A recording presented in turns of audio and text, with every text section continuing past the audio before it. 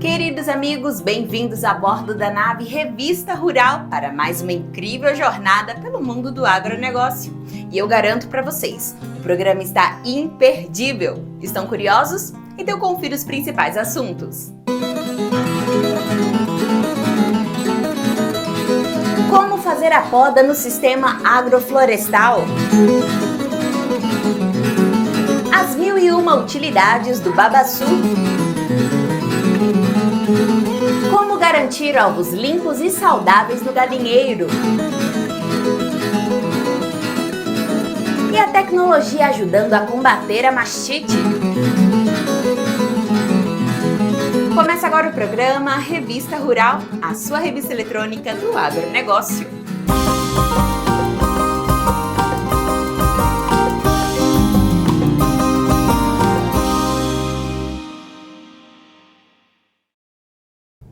Gente, eu sempre peço aqui uma curtida, a inscrição e um comentário, né? E continua valendo, tá? Mas hoje eu vou pedir mais uma coisa.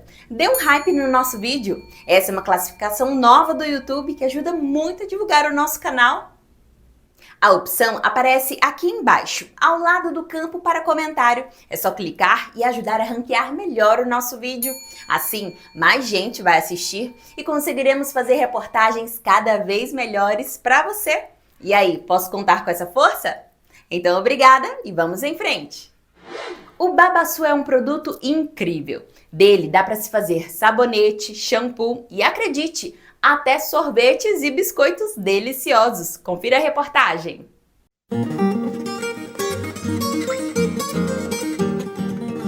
Um projeto comandado pela Embrapa, em parceria com diversas instituições, visa alavancar a cadeia do babaçu no Maranhão através de cooperativas e povos de comunidades tradicionais. O Brasil fez uma transformação incrível na sua agricultura nos últimos 50 anos. Nós éramos um país que tinha insegurança alimentar, que tinha que importar alimentos de outros países, e hoje nós somos o maior produtor de alimentos do mundo. Isso se deu, em grande parte, voltado para produtores maiores, produtores de escala, produtores que tinham recursos de terra, de mão de obra, de recursos para investir em assistência técnica, e que a tecnologia era o grande paradigma. Então, a partir do momento que a tecnologia, os pacotes, chamados pacotes tecnológicos, entraram em cena, encontraram um ambiente propício para o desenvolvimento desses agricultores. Mas esse paradigma ele não se repetiu nos agricultores familiares. A tecnologia per si, somente a tecnologia, ela não foi capaz de promover essa mudança. Isso nos trouxe até a inovação social. Existe um contexto diferente na agricultura familiar que precisa ser levado em conta.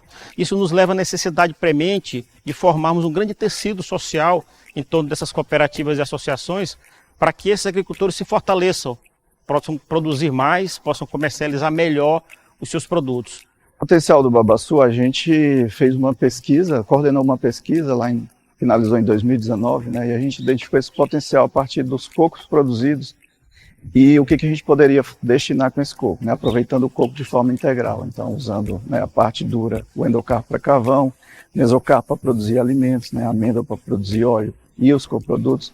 E a gente chegou a uns valores impressionantes, né, o babaçu em uma área em pastagem com 35 palmeiras por hectare, né, tem potencial de produzir, né, gerar valor de cerca de mais de 30 mil reais por hectare ano. Então a gente fez diversas oficinas e aí ouvindo as comunidades locais, as quebradeiras, outros atores, né, o pessoal da assistência técnica, e a gente reposicionou. E a partir daí a gente elencou todas as demandas, né, principalmente do público da agricultura familiar, e a gente começou, né, a estimular a equipe da Embrapa, aqui do Maranhão, a construir projetos, elaborar projetos em parceria, ouvindo, né, principalmente os beneficiários e os outros atores.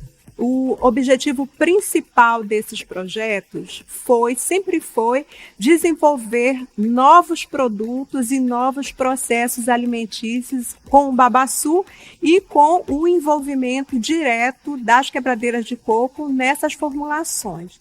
Porém, muito mais do que isso, o que nós conseguimos foi que, em paralelo ao desenvolvimento de alimentos, a gente conseguiu trabalhar outras questões subjetivas que também perpassam juntamente com as quebradeiras de coco, que foi desenvolvimento de autonomia dos processos, o próprio engajamento e principalmente o sentimento de apropriação do processo. No território onde o projeto acontece, existem pessoas vivendo diferentes tipos de vida. E todas elas têm papel fundamental na permanência dos recursos naturais da região. Então, o seu saber tradicional de manejar esse recurso para sua subsistência e para a comercialização do excedente, mantém, sabe, que é uma interdependência que para eles é fundamental que eles coexistam no ambiente. Então, quando você vê um cerrado, ou uma floresta, ou um dependente do recurso natural, você tem com certeza a noção de que ali existem populações tradicionais que manejam historicamente aquele recurso. Então, nós consideramos que essas comunidades eles são guardiães, sim, e precisam ser cada vez mais valorizadas, escutadas e dado voz para eles contribuírem com soluções para não só manutenção dos seus recursos, mas também do seu modo de vida e seus produtos, né, que ali estão na floresta e que são importantes para o meio ambiente. O babaçu é símbolo da nossa resistência, né? Eu acho que não tem nenhuma palmeira, aliás, ela foi imortalizada, né, por Gonçalves Dias, por exemplo, quando fala que minha terra tem palmeira, onde canta o sabiá, ele está se referindo ao babaçu, né? Humberto de Maracanã, ele diz, esta palmeira nativa que me dá inspiração. Então a palmeira do babaçu, ela tem uma ligação muito forte com a existência das pessoas que vivem no estado do Maranhão. Agora, mais do que isso, ela tem um potencial, uma força econômica, sobretudo pela diversificação dos produtos que são originários do babaçu, tanto no segmento da alimentação, como também dos cosméticos. Tem muita gente que até hoje não sabe que se produz sabonete com babaçu, que se produz um shampoo e que se produz um sorvete de babaçu, que é o melhor que eu já experimentei. Então, essas coisas, elas fazem uma diferença na vida da gente, porque valoriza o que nós somos, a nossa identidade, a nossa história, e ao mesmo tempo nos dá a oportunidade de ter uma renda e uma condição de vida que seja adequada para a nossa existência.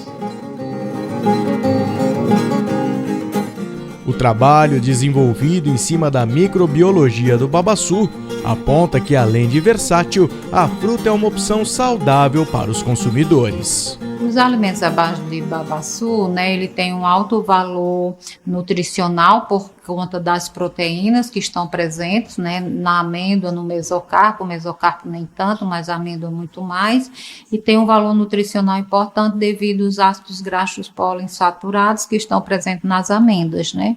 Então é um alimento que tem valor nutricional importante, né, na cadeia dos produtos veganos. Os produtos que chegam, né, elaborados durante o projeto, chegam aqui para que a gente faça as análises microbiológicas, o controle microbiológico de qualidade, para certificar que o alimento está próprio para consumo. Análise microbiológica, né, a gente tem que fazer com o bico de Bunsen.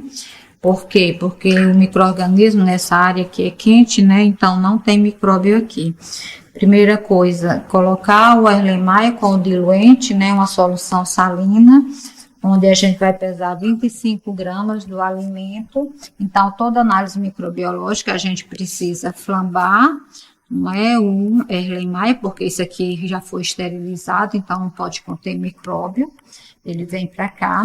Agora eu vou pesar as 25 gramas do meu alimento, então da mesma forma eu tenho que flambar isso aqui, né? Vai ficar na minha mão, não posso botar na bancada. A espátula também tem que ser higienizada, esterilizada. E aí, adicionar as 25 gramas aqui no Erlenmeyer.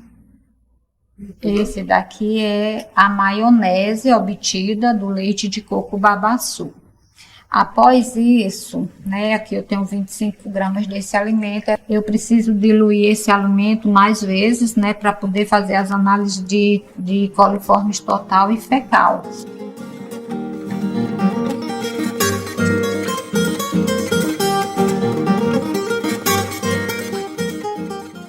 Após colocarmos, né, os alimentos para análise, levamos para a estufa bacteriológica. Aqui esse material vai ficar incubado por 48 horas. Após o período de incubação, como vocês estão vendo, ele é um caldo límpido, transparente, com um tubinho de Duran dentro. Se tiver coliforme total ou fecal, esse meio de cultura vai turvar e vai formar uma bolha de gás dentro do tubo de Duran, que é CO2, que é o que o micro-organismo produz.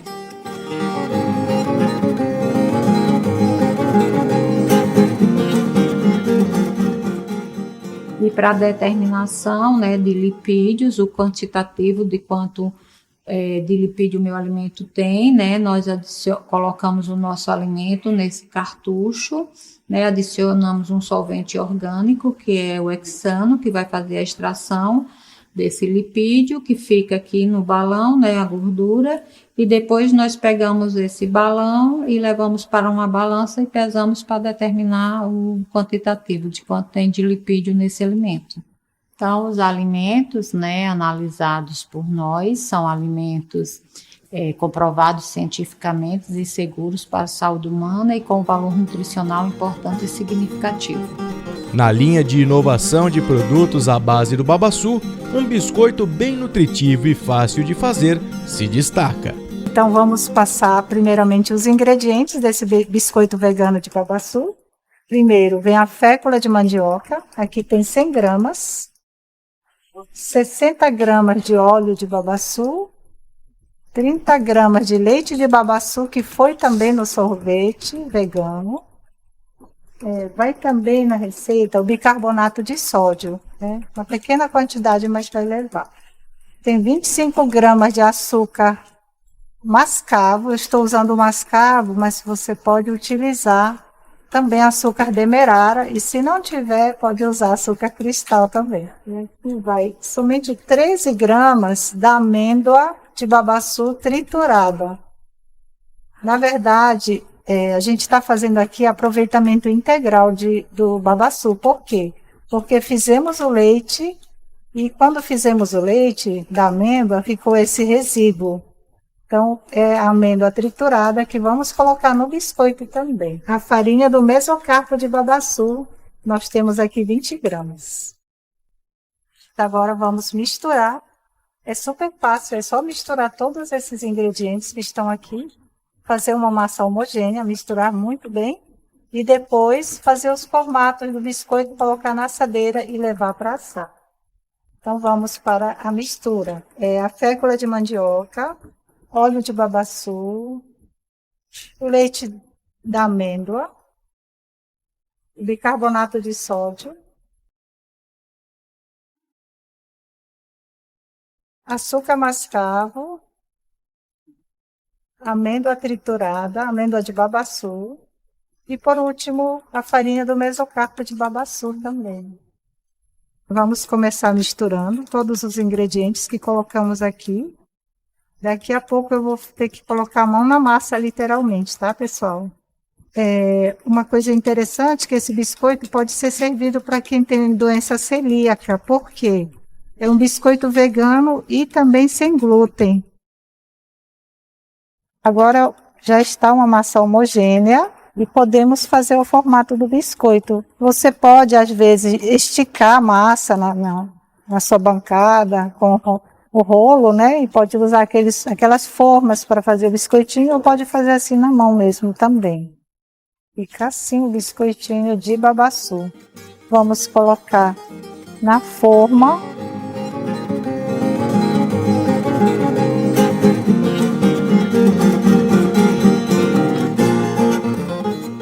Agora é só levar ao forno a 150, 160 graus.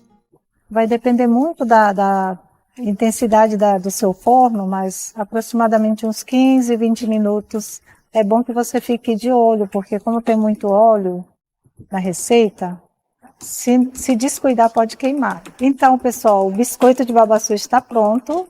Mais uma vez, o babaçu mostra a sua versatilidade. Podemos utilizar em diversas preparações. Ficou super crocante. Está uma delícia. Servidos.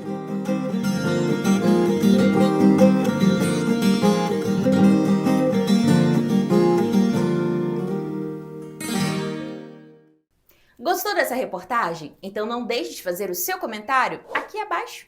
Se quiser, pode sugerir outros assuntos também. Suas ideias são muito bem-vindas.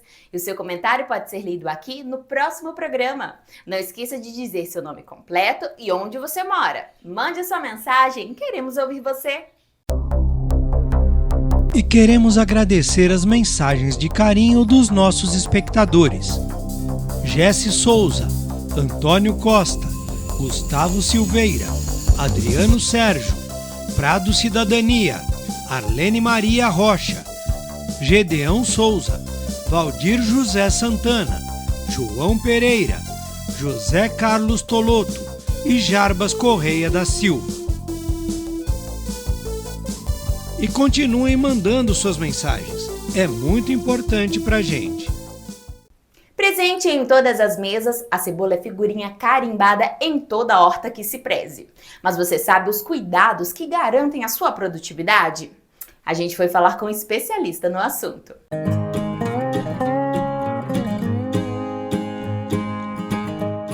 Seja refogada no arroz ou até mesmo crua, como acompanhamento da salada, a cebola é uma delícia, né? E o segredo dessa cultura se encontra por todo o manejo. Com auxílio da tecnologia, as cebolas híbridas podem ser plantadas do norte ao sul do Brasil o ano todo. Mas antes de iniciar o cultivo, é necessário escolher a variedade adequada. Para a escolha de materiais para determinadas regiões do país, existe uma janela, nós falamos a janela ideal de cultivo, certo? Então, por exemplo, para o estado de São Paulo, Minas Gerais, Goiás, o Cerrado como um todo, nessas regiões aí se iniciam o semeio principalmente em janeiro, se estendendo até maio, principalmente em Minas e Goiás. No estado de São Paulo, o pessoal já faz o semeio a partir de final de fevereiro, março, abril. Então, existem os materiais ideais para cada janela de cultivo. Na região nordeste do Brasil, nós temos a possibilidade de se cultivar cebola praticamente os 12 meses do ano. Então, é mais tranquilo. Lógico que existem os picos de plantio, onde o produtor enxerga uma possibilidade de maior rentabilidade, mas é possível você cultivar. Conhecer o fotoperíodo e a temperatura da região garante sucesso produtivo. Se eu, por exemplo, planto uma variedade de dia curto, que vamos dizer assim, que aqui no Brasil se compreende nos meses de abril, maio e junho, onde a luminosidade é mais baixa, o que acontece? Se eu planto um material desse de dia curto numa época onde o dia é longo, por exemplo em janeiro, e com temperaturas elevadas, o material vai bulbificar precocemente. Isso é indesejável, porque não vai dar o retorno financeiro também que o produtor quer. Nós classificamos as cebolas de caixa 1, 2, 3 e 4, sendo caixa 1 a mais pequenininha, a 2 já é uma média e a 3 é o que a dona de casa mais consome. Então, se você faz isso, você está fadado ao insucesso, porque você vai colher os materiais menores, então os bulbos menores. E ao contrário também, quando eu planto um material que é de dia longo, numa janela onde o dia é curto, o material só vai vegetar e não vai bulbificar, enquanto ele não encontrar a luminosidade e temperatura ideal para ela. Com 96% de água em sua composição, a cebola necessita de irrigação durante todas as fases da cultura, ainda mais na fase de germinação. No início, né, o material para germinar, toda hortaliça, todo vegetal necessita de água. E as hortaliças, cebola, cenoura, necessitam de água, você semeou, irriga. Até ela germinar, você precisa todos os dias estar irrigando. Então, uma cultura que é sensível à falta de água e principalmente nessa fase que ela está germinando, a embebição da água pela semente para ela romper o tegumento e estar vindo a germinar. Todas as fases requerem atenção, mas principalmente a germinação não pode faltar. Você tem que garantir um estande, o estande é o número de plantas, né, por metro linear ou por hectare, você necessita manter o estande. Então, se tem problema no início de falta de água, talvez você não atinja aquele número de plantas por hectare que você gostaria de ter. Então é importante sim a água. E no decorrer do ciclo, né, na fase de enchimento do material, ela exige muita água também. Além de irrigação adequada, a prevenção é a melhor estratégia contra pragas. O produtor tem que estar sempre atento. A cebola não é uma cultura que você planta, hortaliça em si, não são culturas que você planta e vira de costas. Você precisa todos os dias estar monitorando. é um estenfílio que pode entrar, é botrites, são diversas doenças fúngicas, bacterianas que atacam a cultura. Então depende o lugar, a época é favorável ao ataque de bactéria, períodos quentes, chuvosos, é mais propenso a bactérias, outros momentos botrites, míldio, então depende a época do ano e a região também, né, a propensão a mais doenças. Então necessita atenção. Por exemplo, no Nordeste também, nas épocas muito secas, o tripes, aqui para o Cerrado, São Paulo, todos os lugares, o tripes ataca com mais intensidade quando o período está seco. Na hora de comprar a hortaliça, os consumidores visam por sabor e saúde. Por isso, algumas características destacam o produto. São materiais que têm a coloração de casca escuro, um amarelo pinhão, são materiais mais firmes, certo? Então materiais que permitem você fazer esse pós-colheita. E falando de mercado, a dona de casa, quando chega numa gôndola de supermercado, o material que tem a coloração de casca mais bonita, mais apresentável, né? Geralmente a preferência de consumo são bulbos de classificação caixa 2 e caixa 3, principalmente caixa 3, então são as classificações de cebola. Lembrando que caixa 3 é o bulbo que tem o diâmetro de 5,5 a 7,5 centímetros de diâmetro. Em relação à pós-colheita, existem materiais que têm um pós-colheita muito grande, né? Nós trabalhamos com alguns híbridos hoje, principalmente na região sul, focados para pós-colheita, né? Que é Lucinda, Bucanir, são materiais que permitem ao produtor fazer pós-colheita.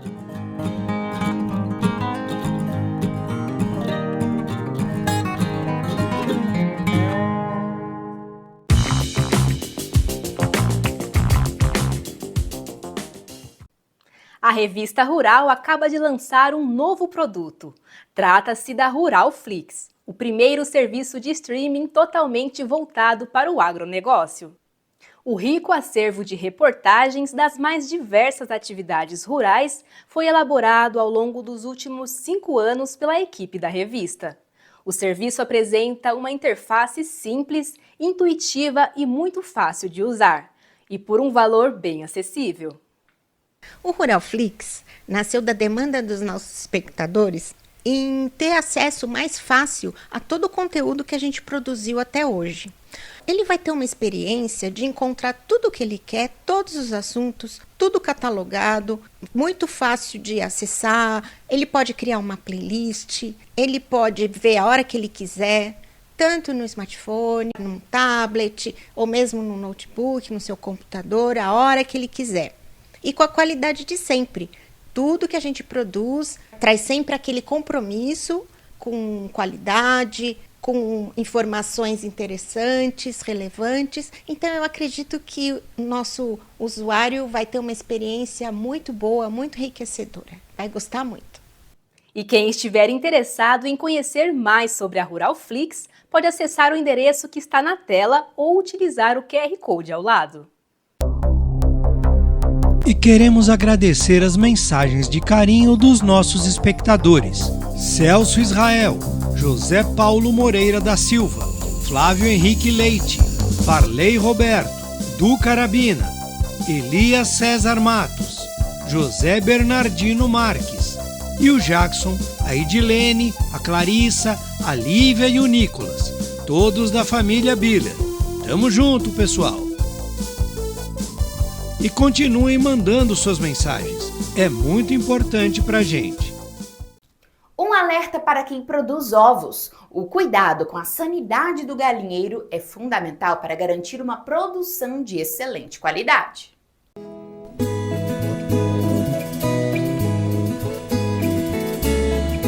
Para se ter uma produção de melhor qualidade, é importante que o produtor obtenha ovos limpos no galinheiro. Dessa forma, eles serão mais saudáveis, terão menor carga microbiana, além de menos sujeira em sua casca e seu interior. Para isso, basta seguir algumas dicas que são bastante simples no dia a dia. São várias coisas, pequenas coisas que podem ser feitas para melhorar a qualidade do ovo.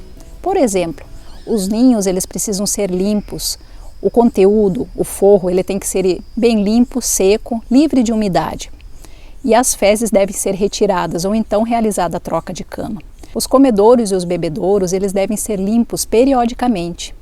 As aves que possuem diarreia não são aves saudáveis, elas acabam sujando a casca dos ovos. Isso não é desejável. Então é importante que a alimentação seja controlada, balanceada e que as aves se alimentem de forma saudável. Por falar em saúde, a pesquisadora lembra que as aves devem ser vacinadas e receber os medicamentos conforme indicação do médico veterinário. É necessário também que o produtor realize no mínimo 4 coletas de ovos durante o dia, para que não se acumule muitos ovos no ninho. Esse é um bom manejo e uma boa dica para que os ovos sejam coletados de forma limpa. Os ovos precisam ser colocados dentro de cestas higienizadas na hora da coleta. Além da parte sanitária, o avicultor também deve se preocupar com a estrutura física adequada do galinheiro, pois ela será ponto fundamental para a qualidade final dos ovos.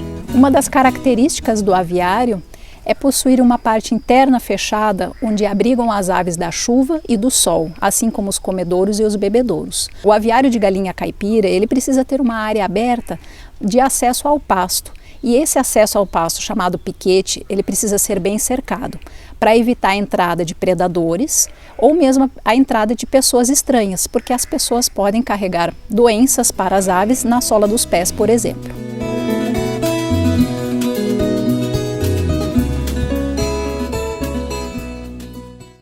A poda é muito importante para quem investe no sistema de agrofloresta. Manter a mata nativa saudável é também a melhor forma de deixá-la mais produtiva.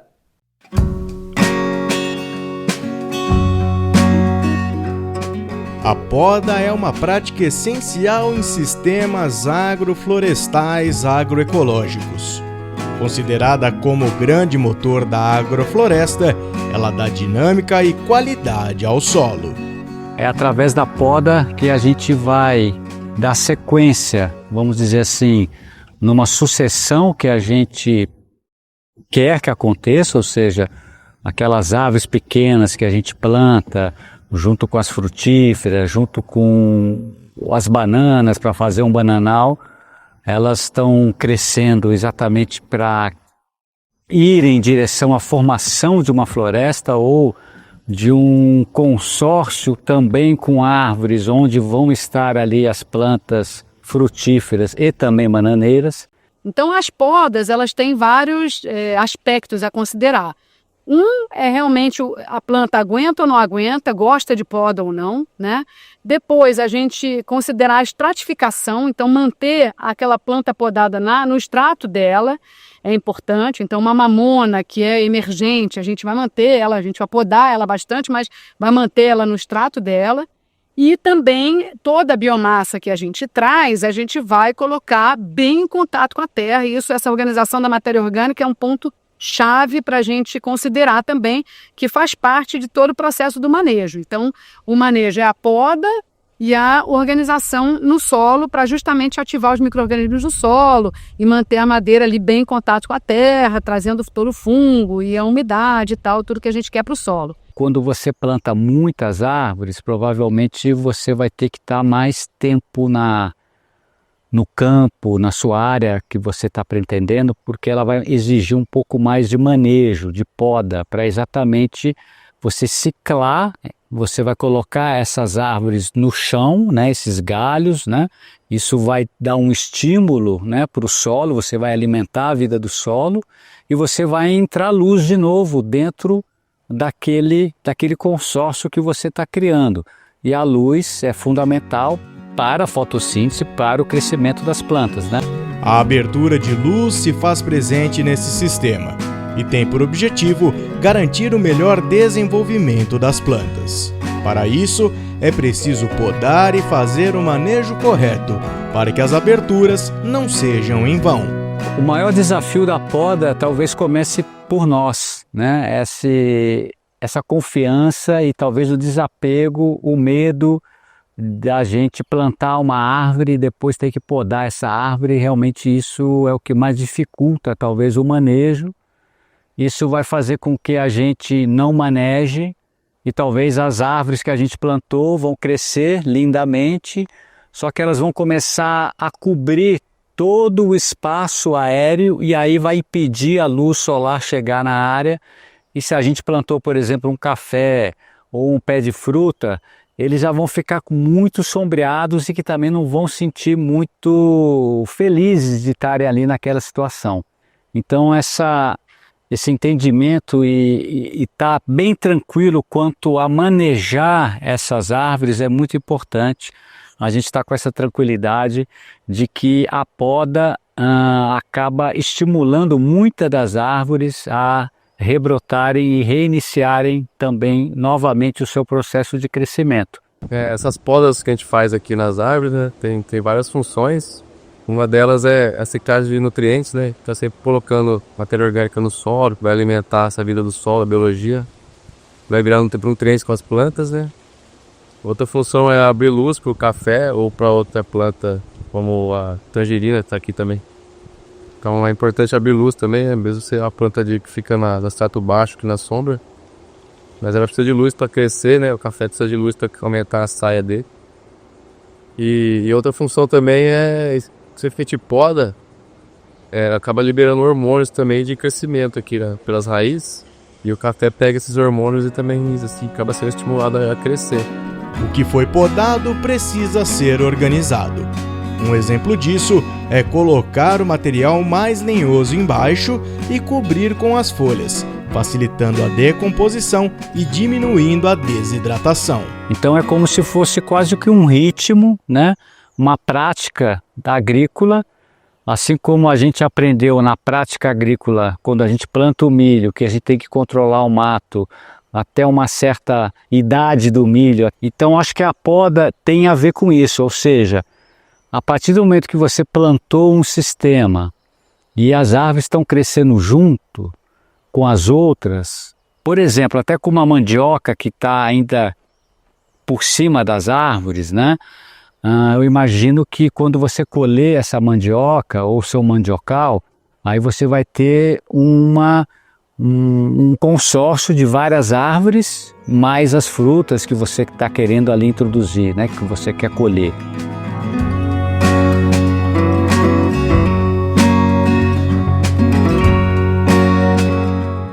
Estamos aqui então num sistema agroflorestal onde falamos que o carro-chefe é o café. Então esse café está com 4 anos de idade, já está dando a sua primeira boa safra. E nas linhas do café a gente tem as árvores, tanto nativas como exóticas, que estão criando o café, que foram criados pela mandioca e que agora foram conduzidas e foram podadas entre outubro e novembro, levantando a saia dessas árvores para o café também poder crescer e entrar luz, e também entrar luz e matéria orgânica também para o capim na entrelinha. O café ficou desenvolveu bem esses 2 anos mais com a poda das árvores mesmo do sistema aqui. Tem muito guapuruvu e eucalipto, né? Emergente aqui que a gente fica podando. Então, pelo menos uma vez por ano para podar a ponta deles, né? E picar o material aqui no chão. Bananeira também a gente derruba, moringa também a gente poda. As árvores que estão aqui por cima, né, os emergentes, a gente acaba subindo a saia e podando a ponta, mas não muito alta aqui. Tá com uma altura daqui com uns 3,5 metros mais ou menos. Pra ficar com a copa só um pouco acima da bananeira, para ainda ter uma umidade aqui perto do café que ainda tá novinho, né? Então, a gente não tá podando com mais de 5 metros, assim, pra não ficar muito aberto também aqui, né, perto do café. Segurar a umidade perto do café. Então, a gente tira os galhos de baixo e poda com mais ou menos uns 3 metros, 3,5. Por enquanto tá segurando essa altura. Conforme vai crescendo o café, a gente vai aumentando a altura da poda. Aí vai crescendo a tangerina também, a gente vai podando um pouco mais alto depois. No manejo de abrir luz, quem entende do assunto alerta a necessidade do produtor em entender que nem sempre essa pode ser a opção mais indicada. Às vezes não é importante você abrir uma luz no momento, por exemplo, que pode chegar o inverno e numa área que, por exemplo, pode ter geada. Então é importante também você ter uma cobertura por cima para não deixar o ar frio descer. Então essas observações do onde você está, do momento que você está e de como que está o seu sistema, o seu SAF, o seu sistema agroflorestal, vai te dar também essa posição. Não, agora não é hora de podar muito, vou podar pouco, vou podar, por exemplo, 50% para eu ter ainda uma copa por cima das minhas plantas, para uma proteção, por exemplo, de uma geada. Ou não, agora o solo está úmido, choveu bem, está bem úmido, as plantas agora têm capacidade de rebrota, vou fazer uma poda um pouco mais forte, porque o meu café ainda, por exemplo, o café está muito jovem, ele precisa folhear mais, ele precisa realmente crescer aqueles ramos que são os produtivos para produzir mais folha.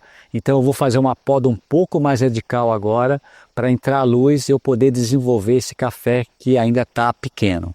Então isso também faz parte da observação aliado, né, às suas observações no momento. Época do ano, condição de umidade do solo, condição de temperatura e etc, etc.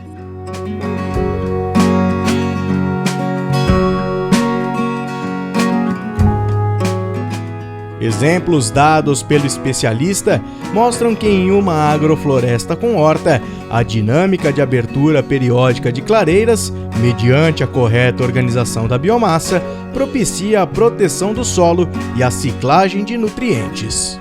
A gente vai dar sequência aqui no sistema de manejo da horta agroflorestal, que é um desenho que já tem estruturado uma linha de árvores com banana, e essas árvores também têm uma estratificação, então tem árvores do estrato emergente, do estrato alto e do estrato médio.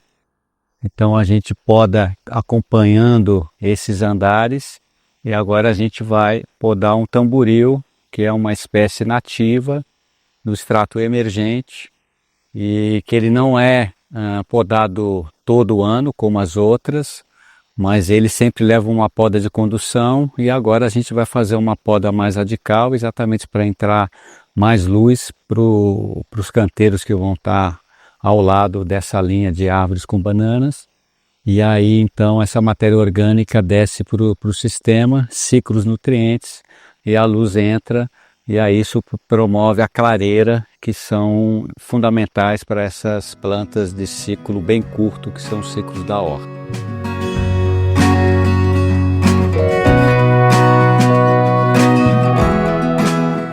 Essa é uma poda radical de uma planta, de uma árvore, nesse caso a Gliricidia. Então foi feita hoje para exatamente toda a parte aérea da Gliricidia ser transformado em material fino e também material médio, que está no centro do canteiro. Então vejam, isso é uma poda radical, onde ela iniciará toda a rebrota, que vai precisar de uma poda de condução para daqui a um ano ela ser podada novamente. Agora, essa Gliricidia já está com seus 45 a 50 dias de rebrota, ela foi podada radicalmente. Agora a gente precisa fazer uma poda de condução. Então vocês podem notar que ela tem muitos galhos, ela tem um poder vegetativo muito grande. Então a gente pode começar com esses galhos mais que crescem para baixo, exatamente para permitir até que as outras plantas, que são as outras árvores, possam também receber um pouco mais de luz. Então a gente começa com esses galhos que estão para baixo, e depois a gente vai diminuir o número de galho que está crescendo para fazer a nova copa, que ela vai continuar crescendo para daqui a um ano a gente fazer novamente o rebaixamento dela ou a poda dela.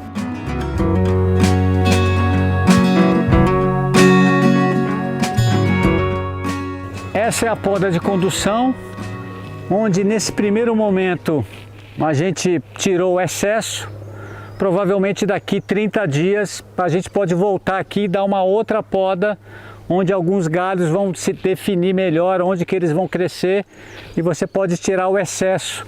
E aí daqui 30 dias a gente acaba de definir essa estrutura que vai ser a próxima poda. Pode parecer trabalhoso, mas a organização da matéria orgânica é um ponto-chave do trabalho. É nessa hora que toda a madeira é colocada em contato com a terra, trazendo nutrientes para o solo. Depois que nós podamos a árvore, a gente observa diferentes tipos de matéria orgânica, de material, né? Então tem as folhas finas com os galhos bem fininhos, a gente está colocando aqui separado. tem os troncos mais grossos, onde que a gente vai querer colocar bem em contato com o solo para toda essa energia ir para o solo. E tem os galhos médios, que também a gente vai colocar bem em contato com o solo. E depois esse material mais fino, galho mais fino e folha, vai por cima de todo esse material. Aqui é exatamente a linha das árvores com a bananeira que nutre o canteiro da horta. Então a gente vai colocar esses materiais mais grossos fazendo a bordadura do canteiro, e o material médio a gente vai em direção ao centro do canteiro, forrando todo o solo, que isso vai ser uma excelente comida para as bananeiras principalmente. E depois galho fino e folha fina por cima. Ter boas ferramentas em mãos também faz parte do sucesso na poda dos sistemas agroflorestais agroecológicos. Essa é a tesoura de poda, que vocês viram tem uma função muito importante na condução, né, das podas de condução das árvores.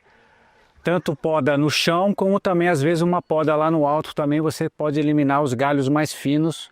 A serra também é uma ferramenta fundamental. A serra também ela realiza trabalhos tanto no chão, com os troncos, os galhos um pouco mais grossos, como também no alto, quando você está podando as árvores. Ele é mais leve, você não precisa subir com a motosserra, e ela também corta bitolas bem grandes de galhos, que dependendo da qualidade da ferramenta, você realmente nem vai precisar de motosserra, principalmente no início do sistema, quando as aves estiverem mais jovens. Acho que o facão ele é uma das ferramentas mais usadas, porque desde o começo do sistema você está com ele, então desde o manejo de capim, o manejo das primeiras pioneiras, serve até para fazer um plantio, um preparo de estaca, então ele é muito utilizado. E por ele ser muito utilizado, ele bem afiado, assim como todas as outras, mas ele bem afiado vai economizar o seu corpo, o seu ombro, ele vai facilitar muito o seu trabalho. E quando o sistema começar a avançar, quando a gente já começa a ter árvores um pouco mais grossas, a motosserra vem ajudar bastante.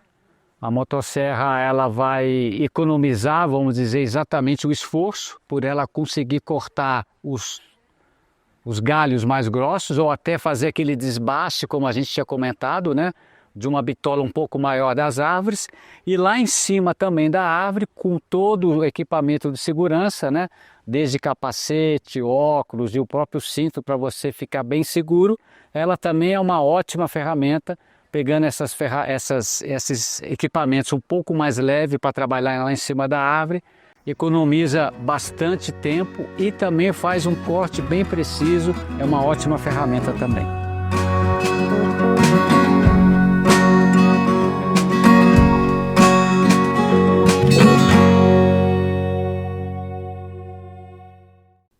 Você que está assistindo o nosso programa através do YouTube, queria te pedir uma coisa.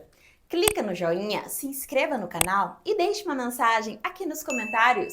Isso nos ajuda muito a produzir um programa cada vez melhor e mais interessante, tudo especialmente para você. E queremos agradecer as mensagens de carinho dos nossos espectadores: Luiz Ferreira Reginaldo, Nilson Barcelone, Manuel Santos, Claudenir Marciano, Benedito Luiz Gonzaga, Elias Pereira da Silva, Donato Monteiro Diniz, Joinei Dias, Soraya Olegário e o Geison, que produz e vende hortaliças em Salto de Pirapora, São Paulo. E continuem mandando suas mensagens, é muito importante pra gente. Você já viu o RR News dessa semana? Pois olha, ele tá cheio de notícias importantes sobre o agronegócio. O RR News é o novo jornal da Revista Rural, que traz tudo o que rolou durante a semana e que é melhor, com a qualidade que você já conhece. É só clicar no link que está no final do programa. Vale a pena!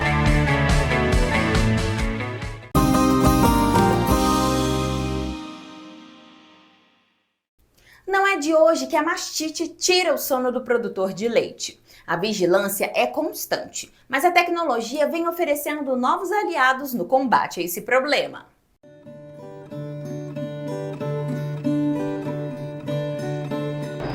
Sabe aquela história do eu só acredito vendo? Então, na mastite clínica ela se aplica bastante. E o diagnóstico precoce ajuda o produtor a ter um tratamento mais assertivo, além de contar com as tecnologias de mercado. Eu estou aqui com o Eduardo, diretor técnico da OnFarm. Eduardo, primeiramente é importante que o produtor fique de olho, sempre acompanhe seu rebanho, né? Com certeza, Bruno. A mastite é a doença que mais causa prejuízo para o produtor de leite. E a mastite clínica, ele tem que tratar, tem que gastar com antibiótico e tem que descartar o leite, então o prejuízo é enorme. O primeiro passo para ele diagnosticar no rebanho dele se alguma vaca tem a mastite clínica, qual que é? O teste da caneca ou o teste do leite no chão, na verdade é retirar os primeiros jatos de leite antes da ordenha da vaca para ver se o leite está alterado ou não. Hoje no Brasil, Eduardo, em que pé estamos? Qual o panorama dessa mastite clínica no nosso país? A média no Brasil é que cerca de 10% das vacas em lactação tem mastite clínica todo mês. Ou seja, um rebanho de 100 vacas, em média, todos os meses, 10 vacas apresentarão mastite clínica. Isso é considerado um número alto? Muito alto. A meta mundial, digamos assim, é 3% ou menos. E no rebanho, na prática, a gente vê que esse número é muito alto e que a gente joga muito leite fora por conta desse elevado índice de mastite mensal. Esse acho que é o principal prejuízo para o produtor, então? Esse é o, digamos que é o mais perceptível. É o principal porque é um leite que você teve todo o investimento para ser produzido e na hora de vender você joga fora, mas tem também outros prejuízos, como por exemplo, a redução da produção de leite da vaca por toda a lactação, que é algo que é difícil de mensurar, mas que a gente sabe que o impacto é enorme.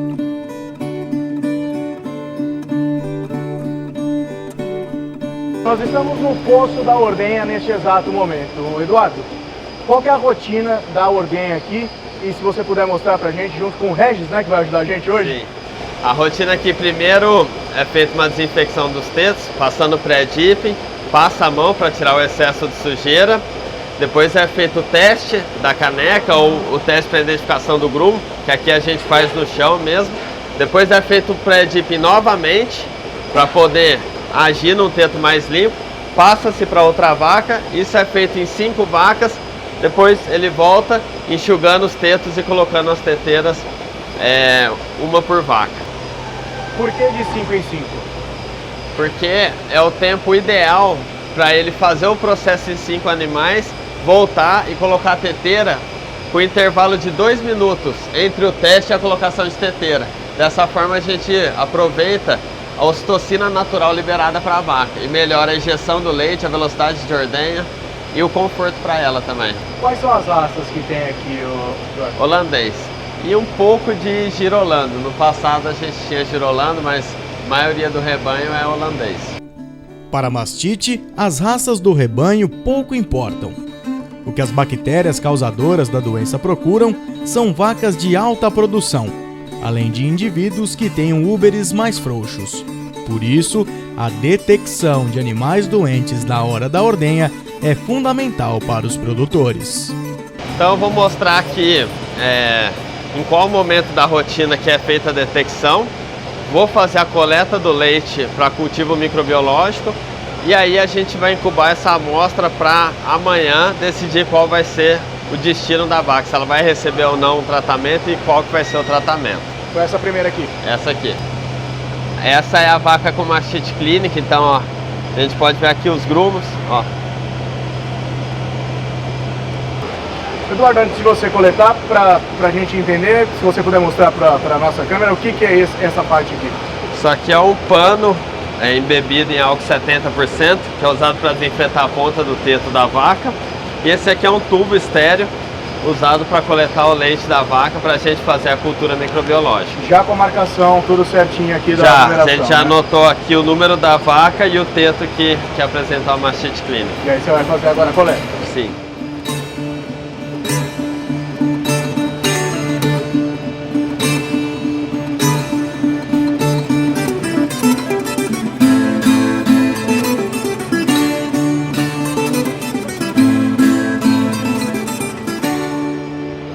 Eduardo, então a quantidade é essa?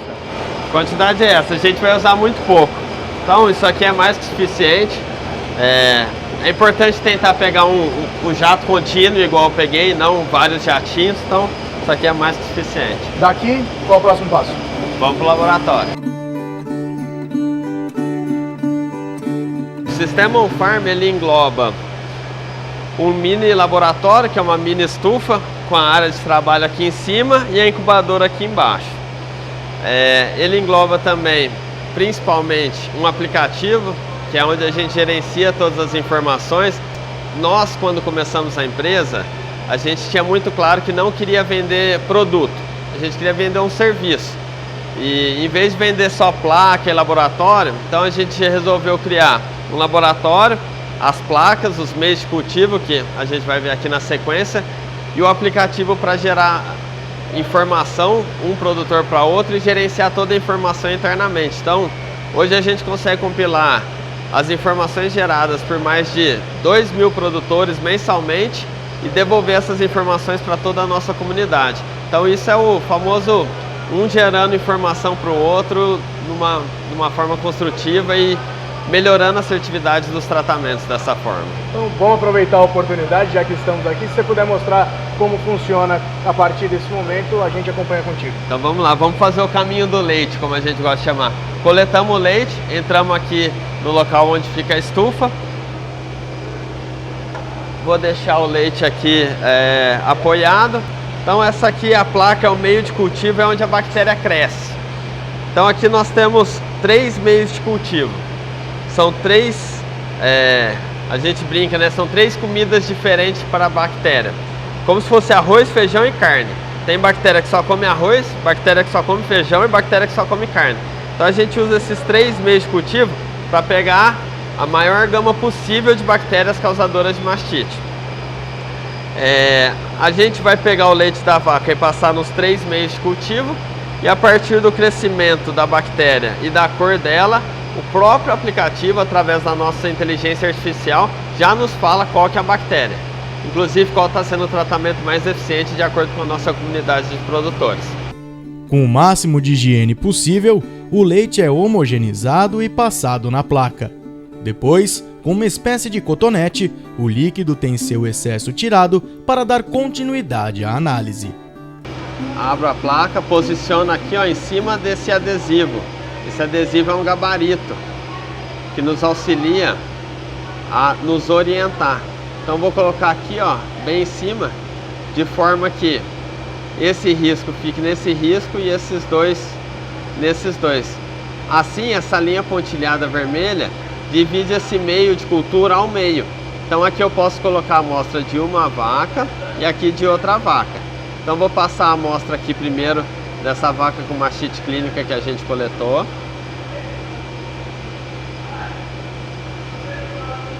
Giro. Aqui é o segundo meio de cultura. Vou mergulhar de novo, pressionar para escorrer o excesso. À esquerda da linha vermelha.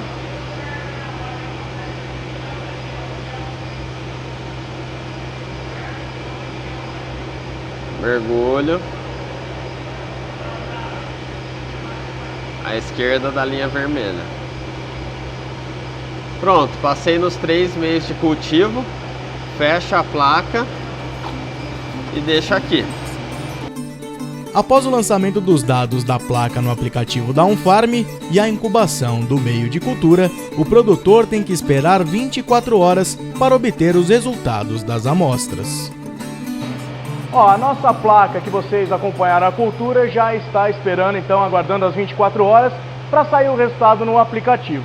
Mas o Eduardo, ele preparou uma placa de uma coleta de ontem e vai mostrar agora aqui pra gente o resultado. Como que funciona então agora o resultado após as 24 horas? Vamos lá, Bruno. Então, no dia seguinte, eu vou vir aqui com o aplicativo.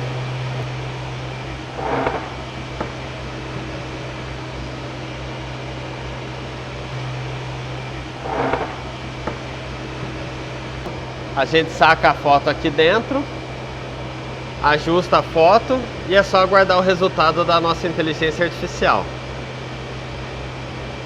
Pronto. rapidamente ela nos traz aqui a RUME, né, a nossa inteligência artificial, que o resultado foi Streptococcus agalactiae. Ok? Tá aqui a foto da nossa placa com o crescimento da bactéria e o agente causador que a RUME identificou. E a RUME também já nos traz a chance de cura dessa vaca. Então essa vaca tem uma chance de cura alta. Então eu vou tratar ela.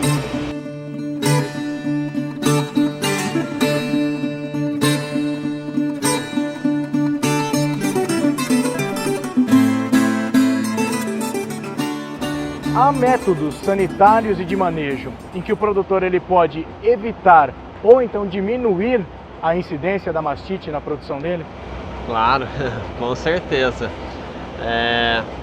Acho que os 2 pontos principais seriam conforto, higiene e limpeza no ambiente onde as vacas ficam. Quanto menos elas sujarem a ponta do teto, menor o risco de mastite. E o segundo ponto principal seria rotina de ordenha. Quanto mais os ordenhadores conseguirem limpar a ponta do teto das vacas antes da colocação de teteira, menor o risco de mastite. Ou seja, o segredo é colocar a teteira em teto limpo e seco, que não é tão fácil. E aí a gente pode fazer isso através da rotina de ordenha, tentando limpar muito bem os tetos e também deixando as vacas no local mais limpo e seco possível.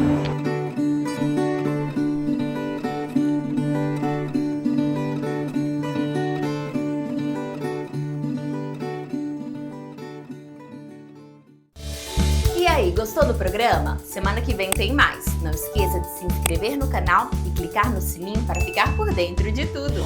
Uma semana abençoada para você e até a próxima!